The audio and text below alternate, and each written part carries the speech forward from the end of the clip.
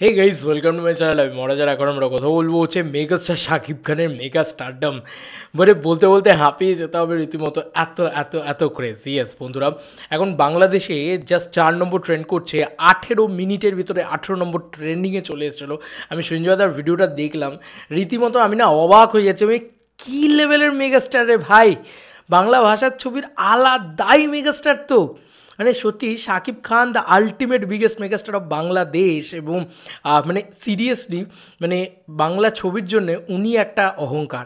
ওনার নামটা একটা অহংকার, এই শাকিব খান নামটা একটা অহংকার, বা শাকিব খানের আগে মেগাস্টার শাকিব খান বলাটা একটা অহংকার। কেন বলছি? কারণ এই মেগাস্টার বিষয়টাই তো, এটা তো হিউজ রেকর্ড না।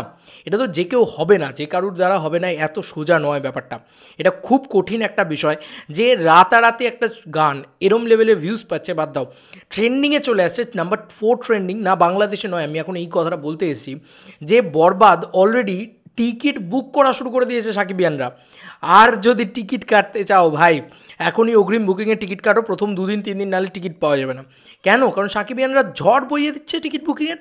সিমিলারলি আবার দেখাচ্ছি সেই সমস্ত দৃশ্য, আমি তোমাদেরকে সেই দৃশ্য তোমাদেরকে দেখাচ্ছি। তার আগে তোমাদেরকে একটা কথা বলি, যে গালফ কান্ট্রিজগুলোতে যেরকম দুবাই, তারপরে তোমার সৌদি আরব, এই ধরনের জায়গাগুলোতে আবারও চাঁদ মামা ট্রেন্ড যাচ্ছে। এবং দুবাইতে বোধহয়, সৌদি আরবে বোধহয় 4 নম্বরে ট্রেন্ড করছে, আর দুবাইতে বোধহয় 2 নম্বরে। এটা অবাক করা বিষয় এত কম সময়ের ভিতরে। এবং এমনি এমনি তো গ্লোবাল মেগাস্টার বলা হয় না শাকিব খানকে। এবং এমনি এমনি তো দুবাই মার্কেটে ওনাকে গোল্ডেন ভিসাটা দেওয়া হয়নি। একমাত্র বাংলার সুপারস্টার বা মেগাস্টার যাকে কিন্তু দুবাইতে গোল্ডেন ভিসা দেওয়া হয়েছে। এটা না তো দেখছি ততই চমকাচ্ছি মেগাস্টার শাকিব খানের মেগাস্টার পাওয়ার দেখে। সিরিয়াসলি মানে এটা একটা মারাত্মক মারাত্মক খবর যে গোটা বিশ্বে ট্রেন্ড করছে। ফেসবুক ইত্যাদিতে তো বাদই দাও, আমি আগের ভিডিওতেও বলছিলাম যে ফেসবুক ইত্যাদিতে ট্রেন্ড করছে। এবং এই গানটা জাস্ট রেকর্ড ব্রেক করে দিয়েছে, সব রেকর্ড ব্রেক করে দিয়েছে।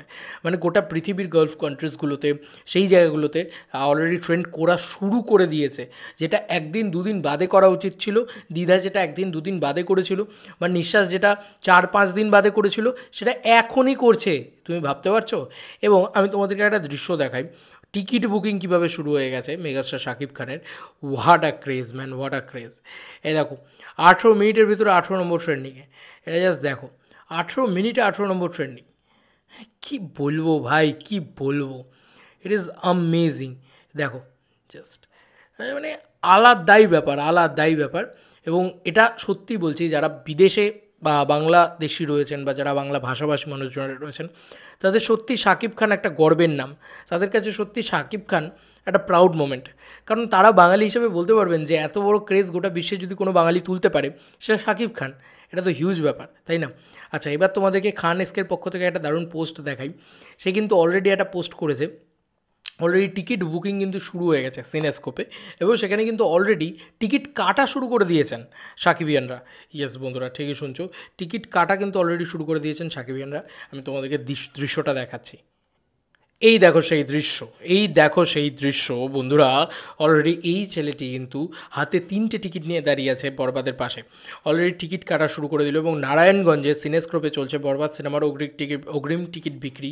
এবং সেখানে কিন্তু যারা নারায়ণগঞ্জের সিনেস্কোপের কাছাকাছি থাকো, তারা টিকিট কেটে ফেলো, কারণ টিকিট কিন্তু পাবে না। নাহলে এরমভাবে যদি টিকিট বুকিং শুরু হয়ে যায়, এবং এরমভাবে যদি এক একজন 3-4টে করে টিকিট কেটে নিয়ে চলে যায়, তাহলে সত্যি কথা বলছি, মানে হিউজ ব্যাপার স্যাপার হচ্ছে। প্রথম 3 দিন কিন্তু টিকিট পাবে না। তো এটা দারুণ ক্রেজ উঠেছে, আমার হেই লাগছে দেখতে। তোমাদের কার কি মতামত জানিও কমেন্ট সেকশনে। চলো বন্ধুরা, নতুন কোনো ভিডিওতে দেখা হবে, বাই।